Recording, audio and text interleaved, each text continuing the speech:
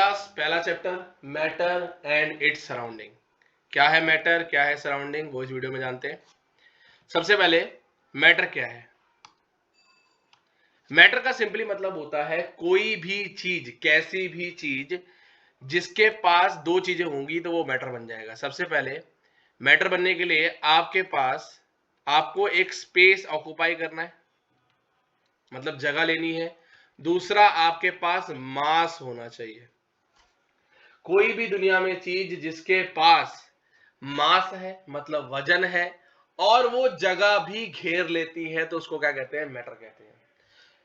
तो वही डेफिनेशन है, anything which occupies space and have some mass is considered as matter. जैसे example हवा, हवा एक मैटर है। चेयर, रिवर, टेबल, ये सारी क्या है, मैटर है। क्योंकि टेबल को भी देखेंगे तो टेबल को अगर मैं रखता हूं तो उसके पास कुछ वजन है और उसको जहां पे भी आपने रखा हुआ है वहां पर वो क्या कर रही है, कुछ वजन के साथ साथ कुछ जगह भी क्या कर रही है, घेर रही है। तो वो क्या है, एक मैटर है।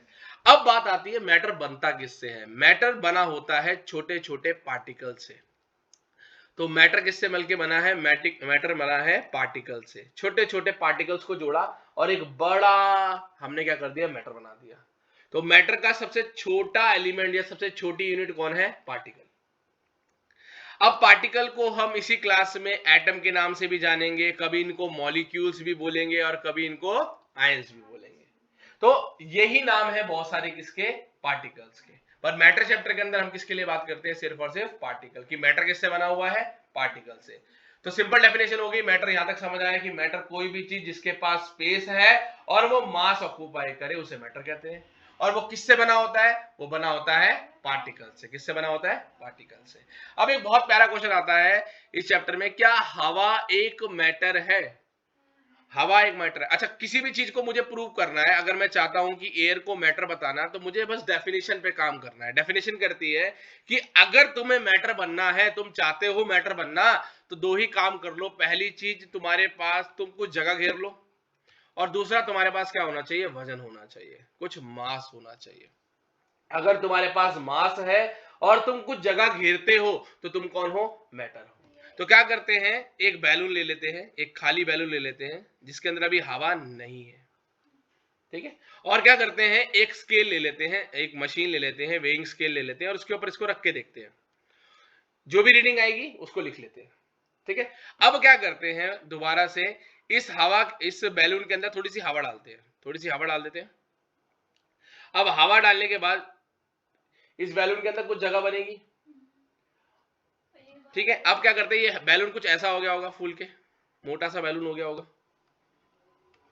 ये ऐसे बैलून फूल गया, ठीक है। अब वापस से क्या करते हैं, एक वेइंग स्केल लेते हैं और उसके ऊपर इसको नाप के देखते हैं। तो अब ना यहाँ पर कुछ रीडिंग आ रही होगी। पहले मान के चलो इसकी रीडिंग थी 0.2 ग्राम, अब इसकी रीडिंग जो हो गई वो हो गई है 0.7 ग्राम। तो मतलब 0.5 ग्राम तो बढ़ा। और जो हवा है वो इसके अंदर भर गई, हवा क्या हो गई, इसके अंदर भर गई। तो मेरे पास दोनों चीजें आ गई, मास भी दिख रहा है और मुझे क्या दिख रहा है, स्पेस भी दिख रहा है। तो मैं कह सकता हूं एयर क्या है, एयर एक मैटर है। एयर क्या है, एक मैटर है। जैसे एग्जांपल, जैसे हम हवा की जगह एक बेड को या फिर सोफे को एक्सप्लेन करें। अब मैटर तीन टाइप के पढ़ेंगे हम लोग। मैटर के अंदर तीन तरीके के मैटर पढ़ते हैं। टोटल कितने टाइप्स हैं, 3 टाइप्स के मैटर है हमारे पास। जिसमें पहला मैटर हम पढ़ेंगे सॉलिड, फिर पढ़ेंगे गैस, फिर पढ़ेंगे लिक्विड। सॉलिड, लिक्विड और गैस। अब ये सॉलिड, लिक्विड, गैस तो हमने बता दिया कि ये सॉलिड है, ये लिक्विड है, ये गैस है। पर पता कैसे चला कि यही सॉलिड है, यही गैस है और यही क्या है, लिक्विड है।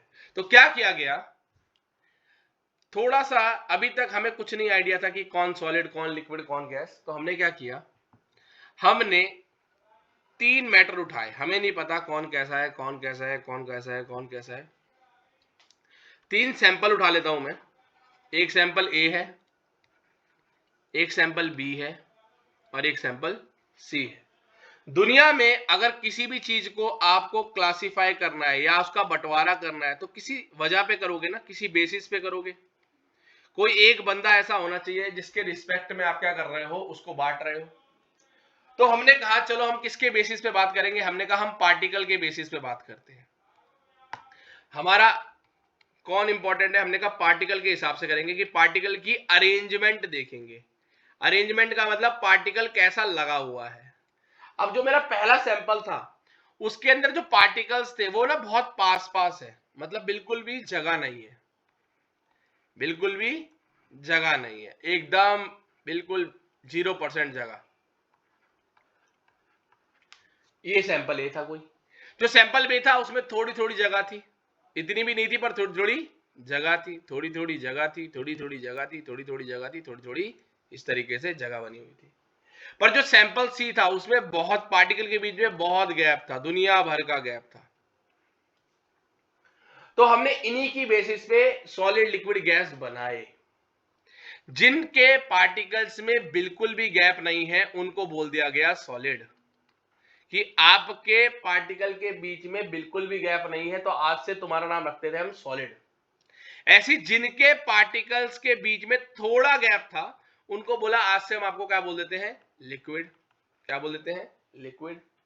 और जिनके अंदर बहुत गैप था तो उनको बोल दिया गया आज से आपका नाम क्या है, गैस। आज से आपको क्या बोलेंगे, गैस बोल देंगे। तो इस तरीके से पार्टिकल के बेसिस पे हमने डिसाइड किया कि मैटर के 3 तरीके हैं, सॉलिड, लिक्विड और गैस। किस तरीके से पार्टिकल अरेंज हो रखा है, पार्टिकल कैसे रखा गया है, उसी के बेसिस पे हमने डिफाइन किया कि ये सॉलिड, ये लिक्विड और ये गैस।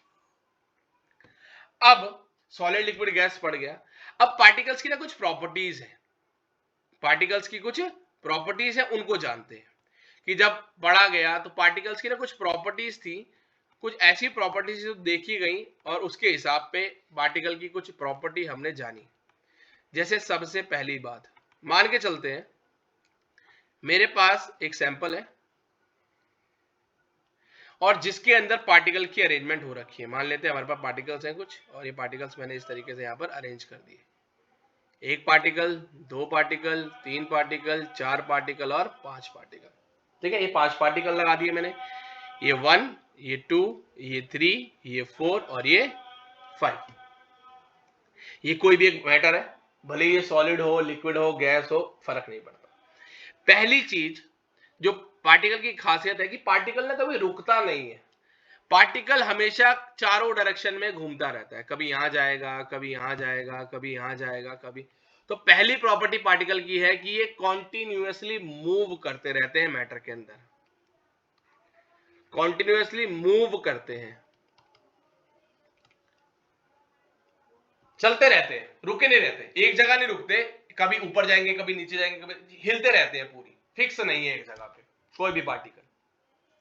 दूसरी प्रॉपर्टी, हर पार्टिकल के बीच में चाहे वो सॉलिड का हो, लिक्विड का हो, गैस का हो, किसी का भी हो, सबके बीच में गैप होता है।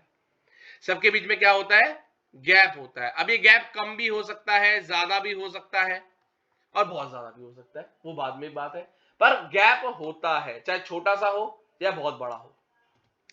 इसी गैप को हम बोलते हैं इंटर मॉलिक्यूलर गैप।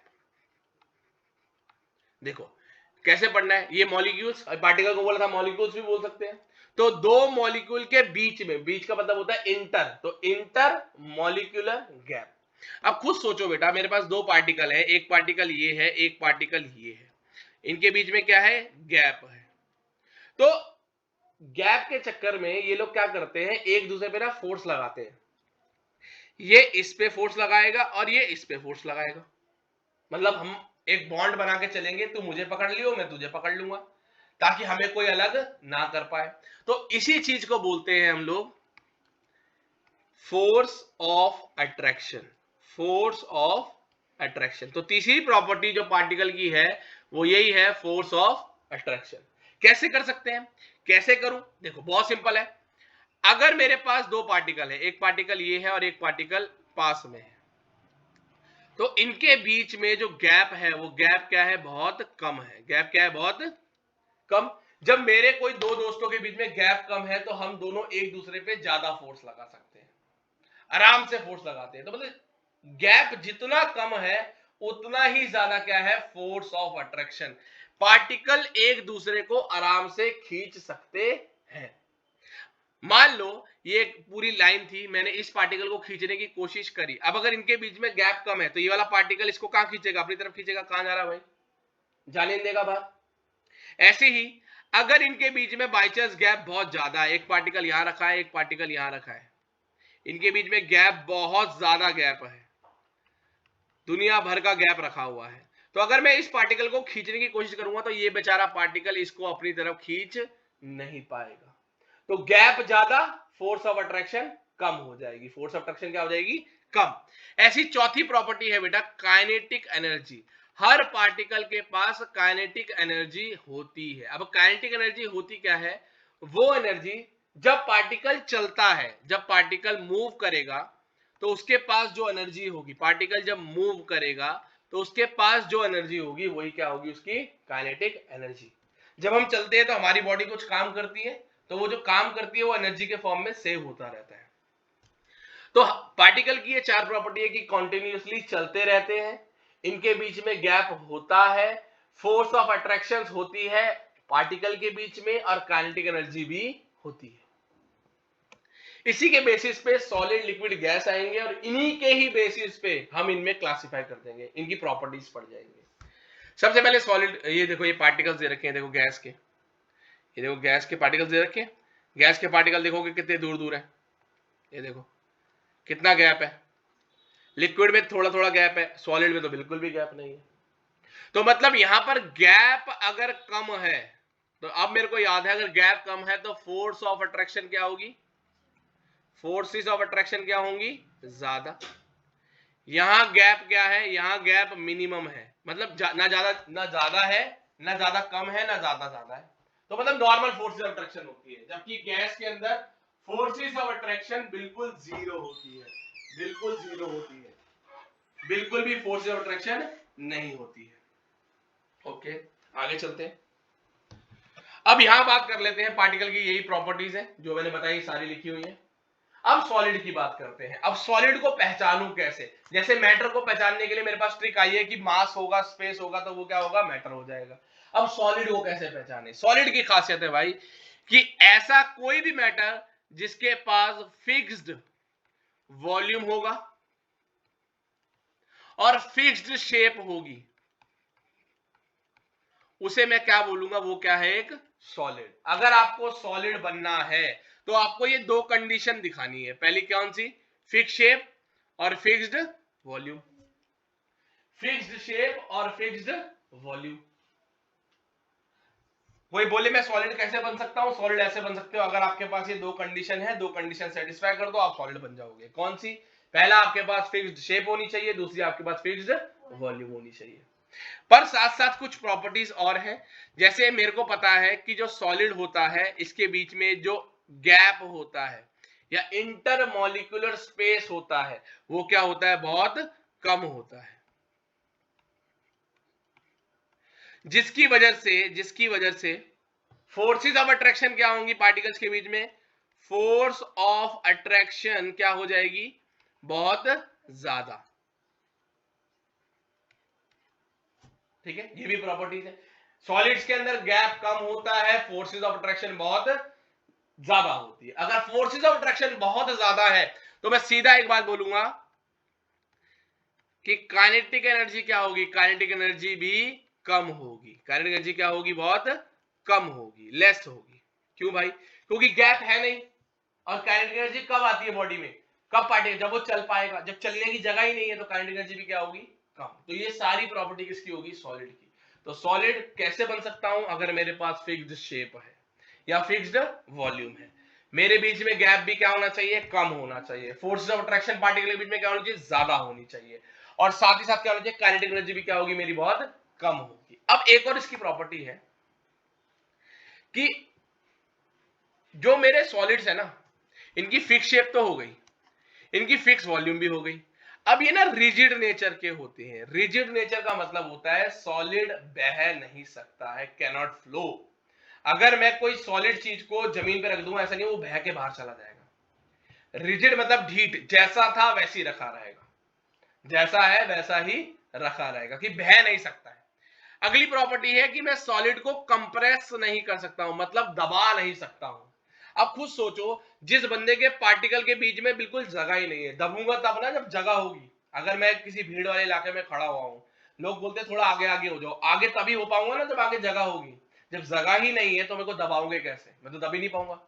तो जो कि पार्टिकल के बीच में गैप नहीं है तो ये दबता नहीं है, मतलब कंप्रेस नहीं होता है। पर साथ ही साथ इसके पास क्या होती है, डेंसिटी बहुत ज्यादा होती है। डेंसिटी का मतलब होता है भीड़ भाड़ बहुत ज्यादा है।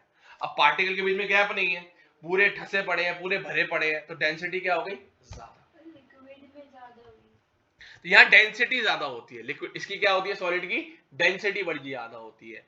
पर ये कंप्रेस दब नहीं सकता है, सॉलिड को दबाने की कोशिश करोगे दबेगा नहीं, पर बहता भी नहीं है। तो अब सॉलिड की ये सारी डेफिनेशन एक ही जगह याद हो गई मेरे को। सॉलिड अगर उसके पास क्या है, फिक्स्ड शेप है, फिक्स्ड वॉल्यूम है, तो वो सॉलिड है। उसके बीच के पार्टिकल्स का गैप क्या है, बहुत कम है। फोर्सेस ऑफ अट्रैक्शन बहुत ज्यादा है, काइनेटिक एनर्जी बहुत कम है, दब नहीं सकता है, कंप्रेस नहीं हो सकता है, डेंसिटी बहुत ज्यादा है। तो ये सारी प्रॉपर्टी किसकी है, सॉलिड की। ऐसी लिक्विड की प्रॉपर्टीज क्या है, लिक्विड की प्रॉपर्टी ये है, इसके लिए भी वॉल्यूम तो फिक्स्ड होगा, वॉल्यूम फिक्स होगा, पर शेप फिक्स नहीं होगी, नो फिक्स्ड शेप।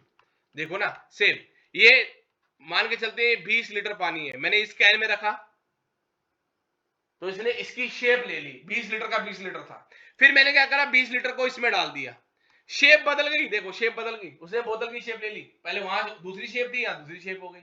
मान लो यहां पर भी आ जाता तो इसकी शेप भी बदल जाती। वॉल्यूम तीनों ही केस में क्या है, तीनों ही केस में क्या है, सेम, 20 लीटर का 20 लीटर। तो लिक्विड की खासियत यह है कि वॉल्यूम तो फिक्स्ड है, वॉल्यूम तो फिक्स्ड है, पर शेप फिक्स्ड नहीं है।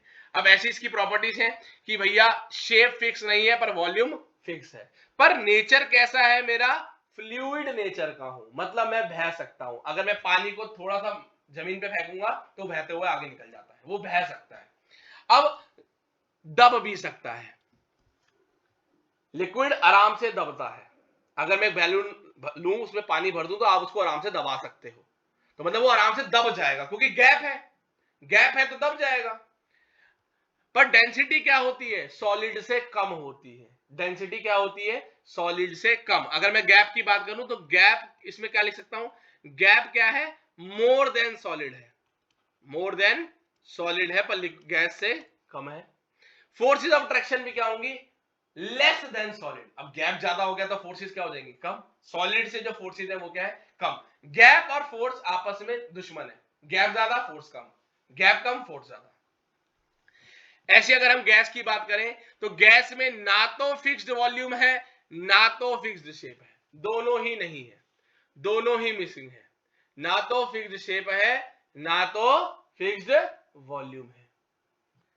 मतलब इससे मेरे को समझ आया कि गैप बहुत ज्यादा है, गैप बहुत ज्यादा है।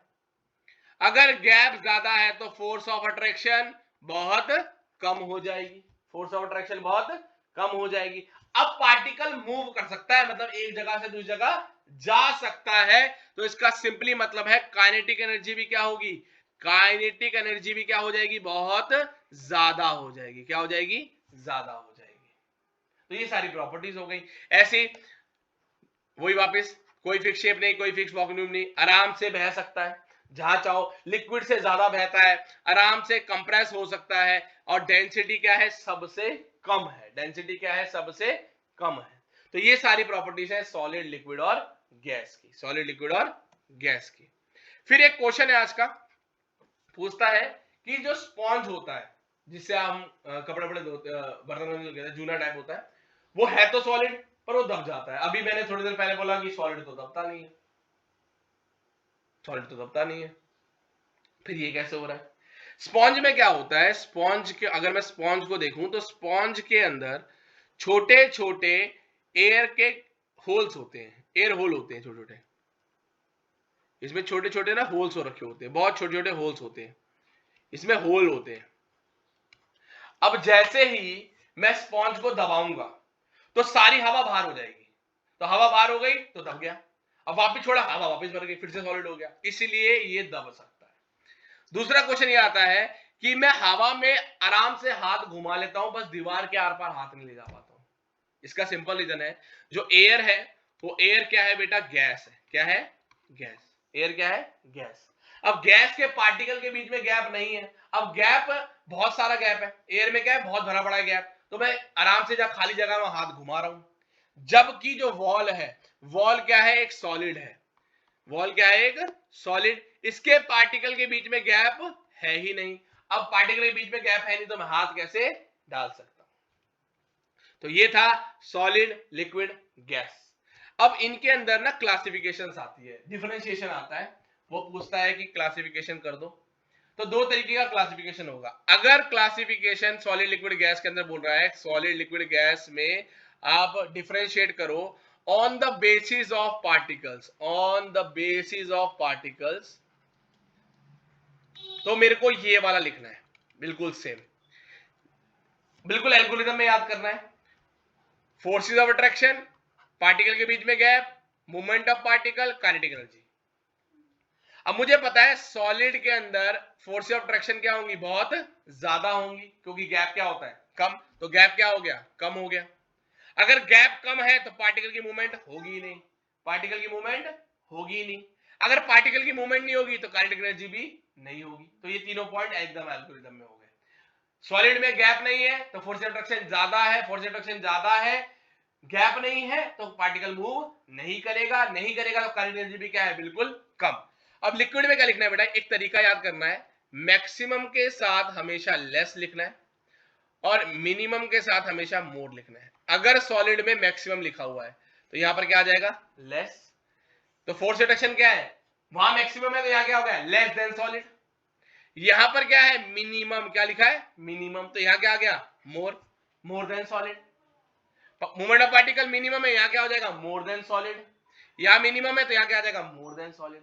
और गैस में तो सिर्फ फोर्सेस ऑफ अट्रैक्शन कम है, बाकी सब क्या है, ज्यादा। तो ये होता है सॉलिड लिक्विड गैस के बीच में फर्क।